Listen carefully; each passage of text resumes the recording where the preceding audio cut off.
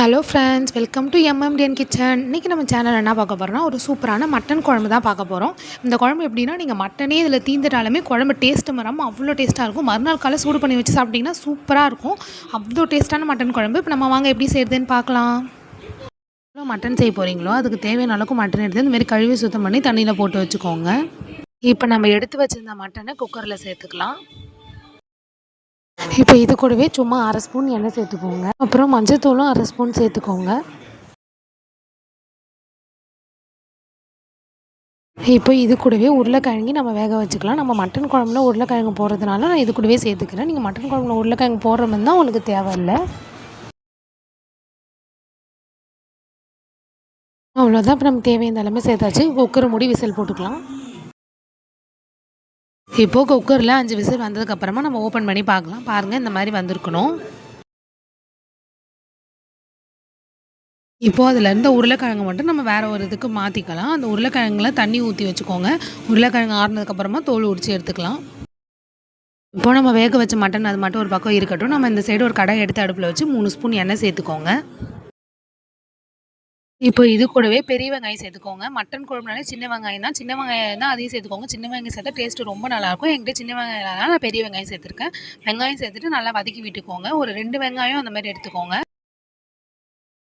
இப்போது இந்த அளவுக்கு நல்லா வெங்காயம் வதங்கினதுக்கப்புறமா இஞ்சி பூண்டு பேஸ்ட்டு 1 ஸ்பூன் சேர்த்துக்கோங்க. இஞ்சி பூண்டு பேஸ்ட்டு சேர்த்துட்டு நல்லா வதக்கி விட்டுக்கோங்க.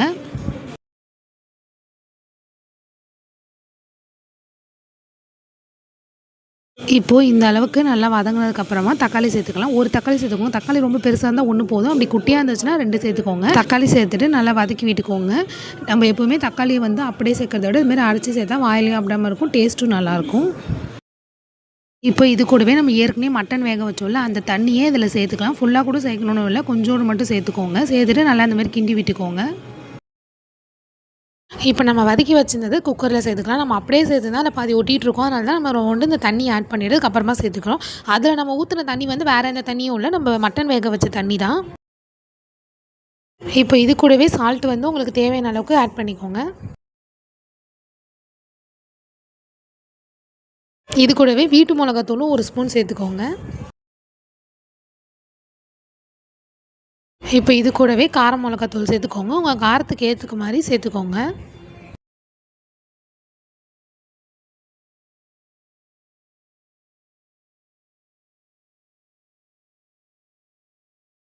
இப்போ அவ்வளோதான். குக்கரை மூடிக்கோங்க. குக்கர் மூடி விசில்லாம் வைக்க தேவையில்ல. நம்ம கொஞ்சம் நேரம் மூடி வச்சுருந்தா மட்டுமே போதும். இப்போ இது கூடவே கருவேப்பிலை ஒரு கொத்து உருகி சேர்த்துக்கோங்க. இப்போது கருவேப்பிலை சேர்த்ததுக்கப்புறமா திரும்ப வந்து நம்ம ஏற்கனவே உருளைக்கிழங்கு உரித்து வச்சுருப்போம். அதை இது கூடவே சேர்த்துக்கோங்க. உருளைக்கிழங்குல தோல் எடுத்துகிட்டு இந்த மாதிரி குட்டி குட்டியாக கட் பண்ணி இது கூடவே சேர்த்துக்கோங்க. உருளைக்கிழங்கு சேர்த்துட்டு நல்லா கிண்டி விட்டுக்கோங்க.